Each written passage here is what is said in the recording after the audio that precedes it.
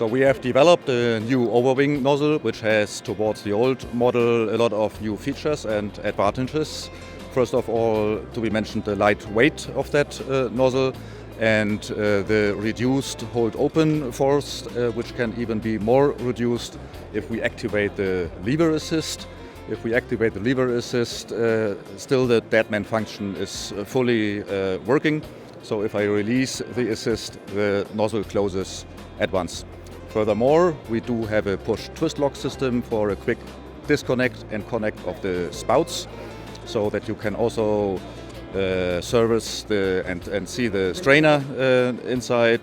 That reduces the time and it's very time efficient.